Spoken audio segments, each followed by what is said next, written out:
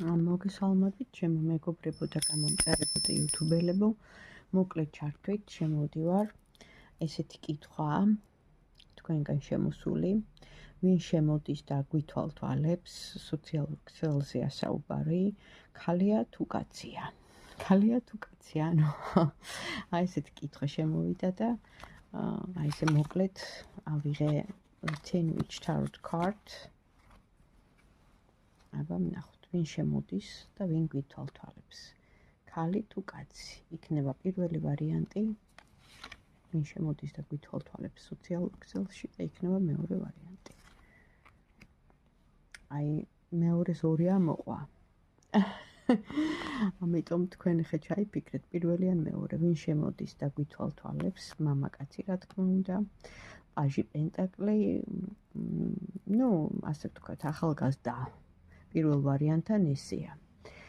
აქ ამოდის თვითონ მოქმედებას არ აკეთებს, მაგრამ აქ გეგმები ჩვენთან მიმართებაში, იმიტომ რომ მოწონება არის, აქტიურობა არის, შენობა მიმოწერაც არის, ახალგაზრდა გულისხმობ, ეხა ბებერი და გადაყრუებული არ არის. ხო, პაჟის პოზიციით ესეა. და მოვწონვართ, მაგრამ მოქმედებას, როგორც ასეთი შეხვედრები და ეხლა რომანტიკული საღამოები, ესეთი რამე ჯერ არ არის. ანუ შემოდის მამაკაცი, ხო? კითხვაზე, ვინ შემოდის და გვითვალთვალებს, ახალგაზრდა მამაკაცი.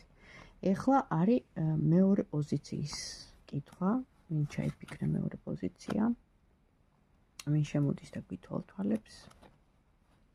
აქ ამოდის ქალი.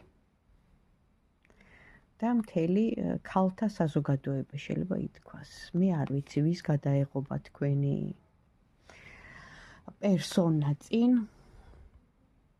ანუ თქვენ გახდით მთა, რასაც ქვია წინაღობა ამ ადამიანისთვის. ეს ქალზეა საუბარი, ეს არის ალბათ ეჭვიანობის ნიადაგზე.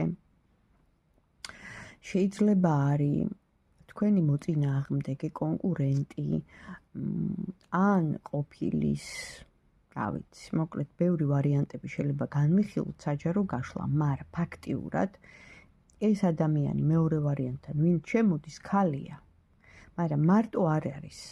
ყავს კიდე დამხმარეები. ანუ ეს იმას ნიშნავს, რომ უხეშად რომ ვთქვათ, ანუ არაკეთილ მოსურნე ყავთ, ქალის სახით. არ ვიცი რა დაუშავეთ და როგორ საჯარო გაშლა, კიდე ერთხელ ვიძახი, პირადში იშლება. ინფორმაცია მოდის. მაგრამ ამ შემთხვევაში მეორე ვარიანტთან, ხო? გაკვირდებათ და შემოდის და აინტერესებს თქვენი